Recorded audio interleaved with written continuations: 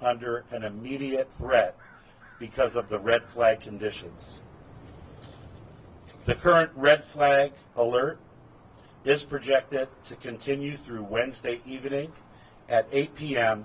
for strong winds and low humidities. And the cause of the fire is unknown at this time, but it is under active investigation by the Los Angeles County Fire and Sheriff's arson investigators. Lastly, I'd like to acknowledge and thank our partners, both fire and law enforcement, for their assistance this morning. We certainly couldn't do it without them. And one request from Waterworks District 29 and the Department of Public Works is to ask residents that are not in the immediate fire area to please turn off their sprinklers. We are currently monitoring our water pressure. We do have personnel on scene. That water should be used for firefighting and not to sprinkle or irrigate your lawns, and it's going to be of little use from having a brush fire start near your home. Next up, I'd like to ask our Los Angeles County Sheriff, Robert Luna, to come up and give the law enforcement update. Thank you. Thank you, Chief, and good morning to all of you, and thank you for covering this very important event. The Sheriff's Department has been coordinating with our local, state, and fire partners and the County Office of Emergency Management to monitor the Franklin fire, which started in Malibu Canyon Road, north of Malibu Crest Road, and south of Francisco Ranch Road. We currently have well over 150 personnel, including our Malibu Search and Rescue, that are assisting with this fire incident. We currently have 18 operations that include evacuations, road closures, and security patrols. 9 of those missions are completed, and 9 of them are still ongoing. For current closures, there are several road closures in the affected area. There is a soft closure on Las Virgenes Road at Lost Hills Road. Hard closures at Las Virgenes and Mulholland Highway and on Fifth Highway between Topanga Canyon Boulevard and Canyon Dune Road. Regarding evacuations, a little after midnight, we started multiple evacuation orders and warnings in between Trancas Canyon and the west to Topanga Canyon Boulevard and everything south of Mulholland Highway to Pacific Coast Highway. There are approximately 18,000 people and 8,100 structures in the affected area. Of the 8,100 structures, 2,043 structures are under evacuation orders and 6,046 are under evacuation warnings. And I just want to throw something out to our residents that's critical. I cannot tell you how much we appreciate when a deputy or another official comes to your door, or you get a notification that there is a warning or specifically an order you need to evacuate. It saves lives, and it actually impacts the lives of our first responders, because if they have to come in to save a life, they're putting their own lives at risk, which we're willing to do. But please, the residents are doing an amazing job thus far, and I just want to say thank you to all of them. With evacuations continuing, Pepperdine University has a shelter-in-place order for approximately 800 students. Fires can be extremely unpredictable, and we highly encourage residents in the fire areas to be prepared to heed our evacuation warnings, gather all important items, documents, medications, and in case you need to leave your residence immediately. Very important. The safety of our community members is our #1 priority, and we will continue to assist all impacted residents as they are waking up this morning, and whether they're in need of any kind of assistance, even directions, we're here to help you. In regards to shelters that we're using, we have several shelters that have been established for the residents that are displaced. Pacific Palisades Recreation Center at 851 Al Real Drive in Pacific Palisades. For small animals, the Agora Animal Shelter on 29525 Agora Road in Agora Hills. For large animals, Pierce College at 6201 Winnetka Avenue in Woodland Hills. The fire chief talked about damage. Unfortunately, we did have one black and white patrol car from our Santa Clarita Sheriff's Station that was damaged in the fire. Thank God the deputy was not injured. We are very appreciative of the collaborative efforts. If you look around me, this is a team effort, whether it's all the different agencies on the fire side, the different agencies on the police side. I can't thank the California Highway Patrol enough for a lot of the road closures that are taking place. But again, as I close here, I do urge our residents to stay informed. Stay informed by watching or following credible news sources, like most of you. Visit our Los Angeles County Sheriff's Department social media or lacounty.gov/emergency for updated information. Thank you very much. Now I'm going to introduce Kevin McGowan, our Director of Office of Emergency Services for Los Angeles County. Thank you, Sheriff. Our heart goes out to all those that have been impacted by this wildland fire. I also want to say thank you to the residents, as the Sheriff said, but also to all of our field responders and our Emergency Operations Center responders. The organization went into its full activation at the onset of the forecast, well before the fire actually started.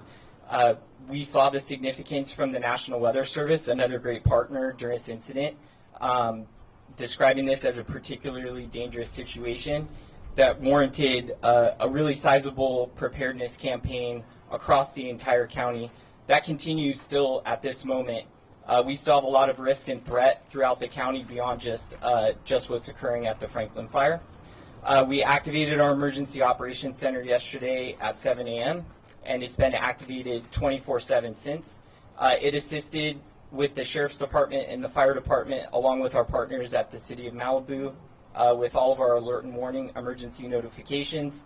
I really want to express my gratitude and thanks to the residents for complying with all those emergency notifications. It takes a team effort for us to do effective evacuations, especially when it's nighttime.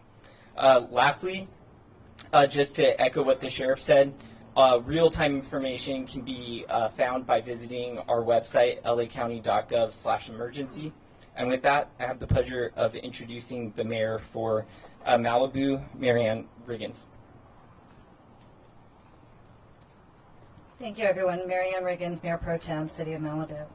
I want to thank the Los Angeles County Fire Department, our Sheriff's Department, CHP, County Supervisor Lindsay Horvath, and all the agencies that are responding to this incident.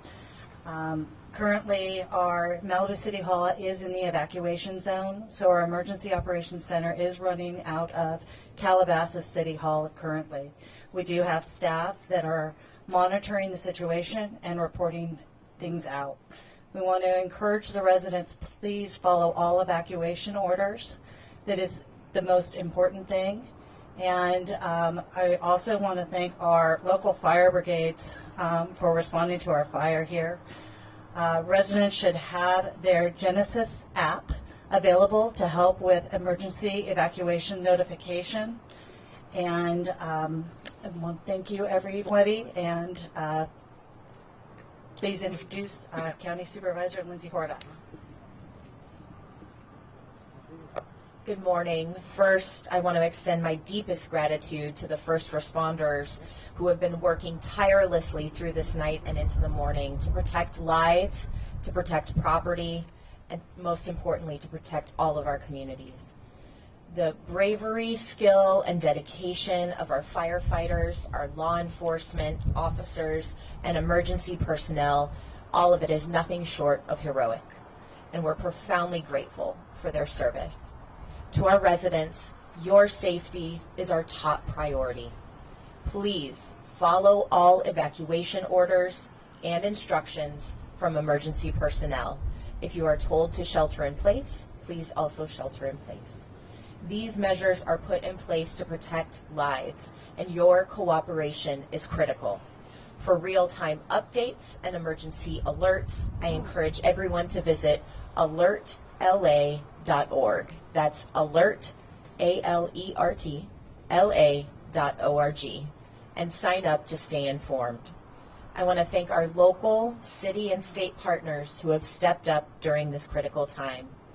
This collaborative effort underscores the strength of our shared commitment to the safety and well-being of our residents.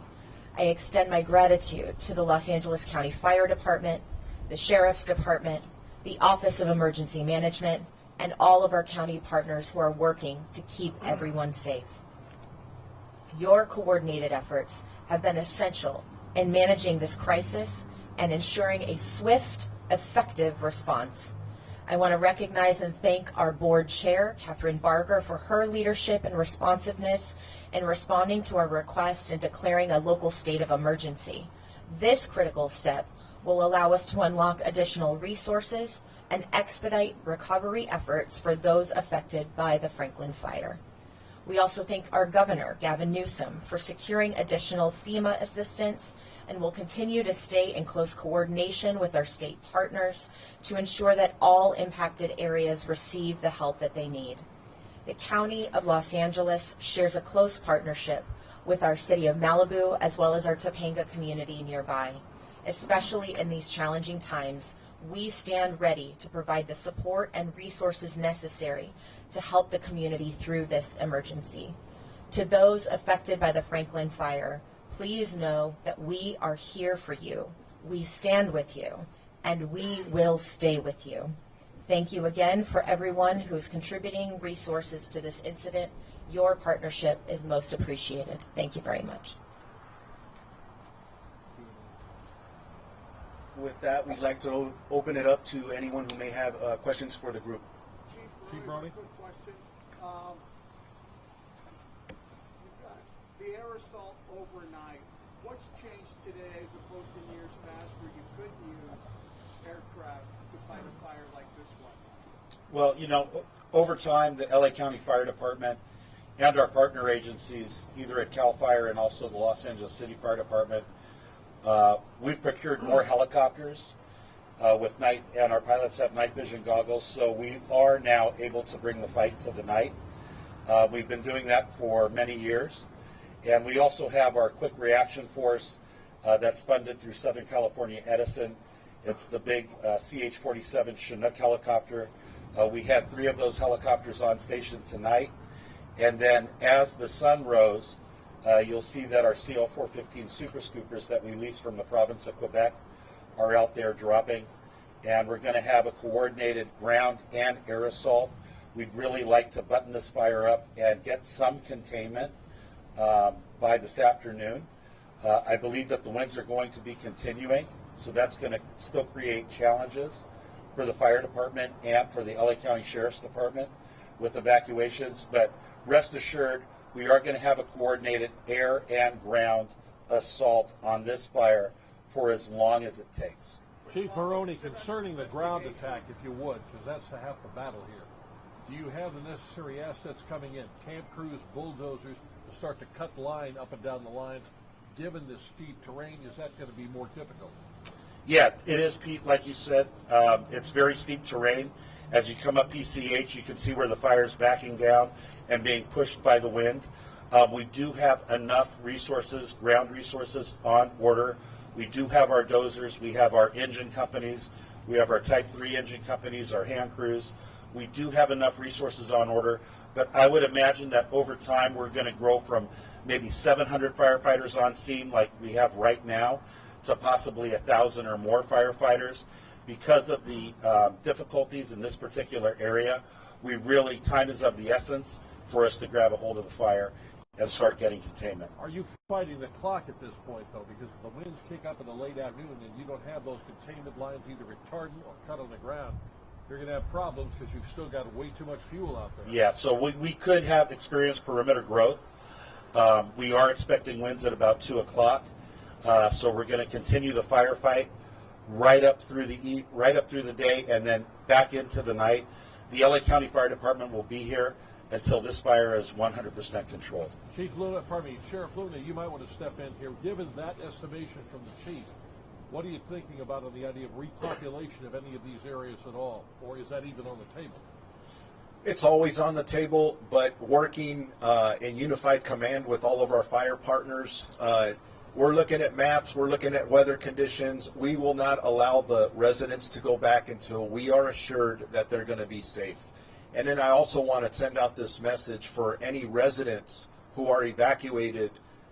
Our deputies are going to be here, very visible, and don't worry about your homes. Somebody breaking in and taking something. I know that's a lot to ask for, but we have professionals on our department, and we're not going to allow that to happen. And just a message for anyone who's thinking about coming to this neighborhood to do something like that. You're going to get arrested, you're going to get caught, you're going to get arrested, you're going to get prosecuted. Don't do it. Chief, you mentioned that it was under investigation on arson. Is that standard operating procedure to have that branch of your investigative team in there? Yeah, that's correct. I gave you the real-time information that I have. We do not know the cause of this fire at 10:50 p.m. last night, but the LA County Fire Department and the LA County Sheriff's Department are going to join forces with our arson investigators, because it's going to be critical that we learn why this fire started. And we'll make sure that the news media finds out as soon as we find out. I'll go for the obvious, Chief. Have there been any signs in the area of any downed power lines that might conceivably have sparked this fire? Not that I've been told, Pete. Thank you. How important was this preparation being in place for when this finally occurred? Maybe even the emergency services. You said you were aware that this special status had been already set up. How vital was it that you were able to do that and sort of be in place and ready to go? Yeah, great question. It's the utmost importance, right?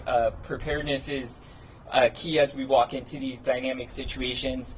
LA County learned a lot in the Woolsey Fire after action process, and one of the big takeaways was lean forward into these red flag warnings, these particularly dangerous situations. We just had one back in early November. We had the same posture back in that duration event too. This includes upstaffing, significant coordination across all of our county departments and our city partners, and it is critical in us executing our mission in these complex incidents. And I have a follow-up as far as the fire department placing personnel or getting personnel ready, getting equipment ready. What was done in that sense before this fire began? Yeah, so LA County Fire and the other Southern California fire departments that were under the red flag did have additional crews staffed yesterday and through the night. The Governor's Office of Emergency Services did approve pre-positioning that was compensated for the LA County Fire Department. So we did have additional ground and air resources available to us last night at 10:50, but also our partner agencies that I thanked at the last part of my discussion, the partner agencies as well. We had a very rapid response of mutual aid resources into the Santa Monica Mountains and the Malibu area to assist us with this fire because of those strong winds.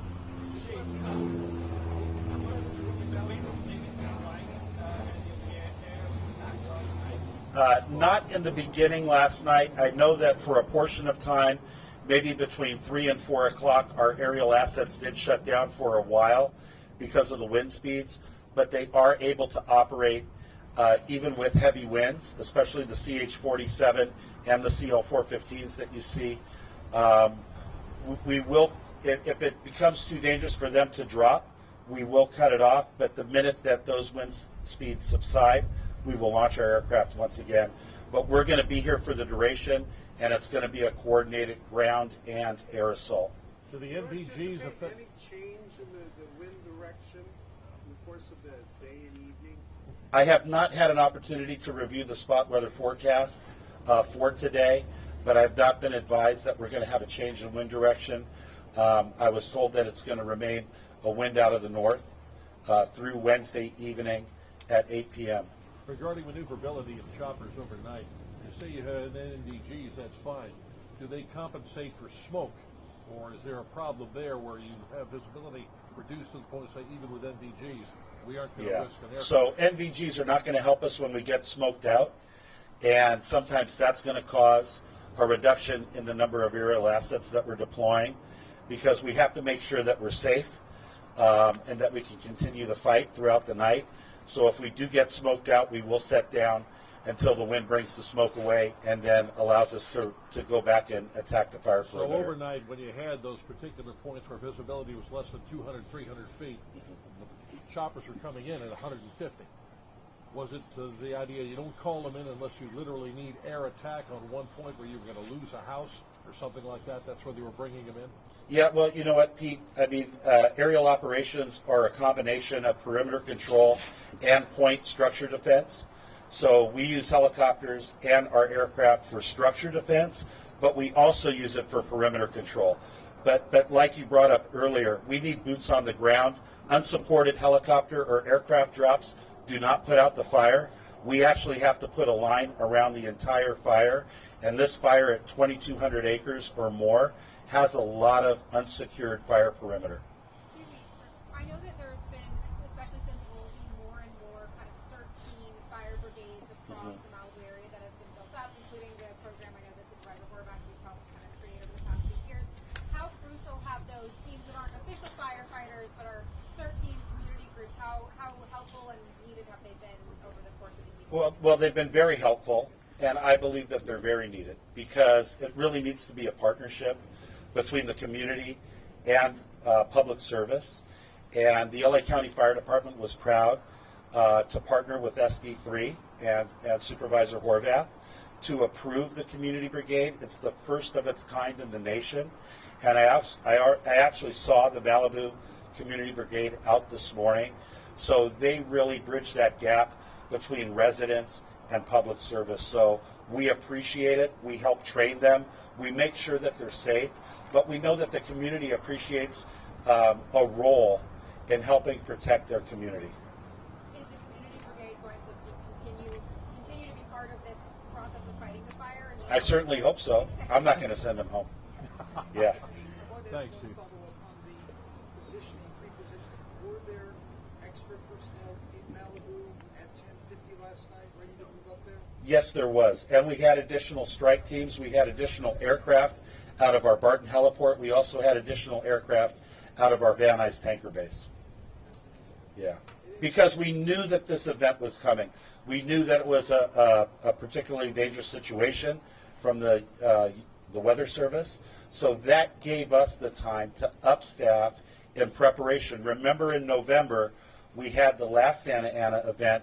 We had the Broad Fire. Shortly after the Broad Fire started, we had the Mountain Fire start in Ventura County, and we went to the aid of our partners in Ventura. So we seem to get one significant wildfire every time we have a strong Santa Ana event in Southern California. And is this something that's changed in the last 5-10 years, this approach? Well, I certainly think that global warming is impacting wildfire throughout the United States, and it's making it even more challenging for fire departments to respond to wildfire. It's undeniable, from my perspective, that global warming is causing more challenges for us. Thanks, Chief. Thank you. Can you guys repeat how many people are under evacuation warning? Give me a second. I'll give you that number right now.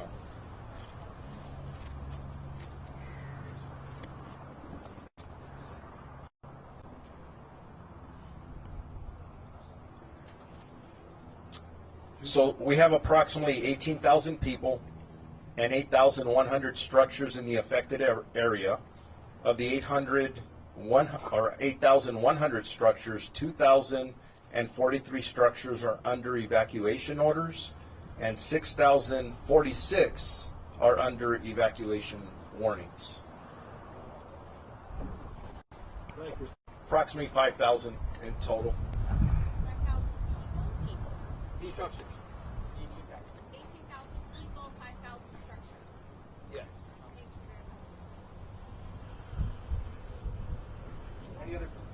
Any other questions? No. Okay, at this moment, this concludes our press briefing. Now we'll break away into our individual sessions. Thank you. Might there be another update later in the day? Yes. Okay. Check back with us and we'll release a press advisory.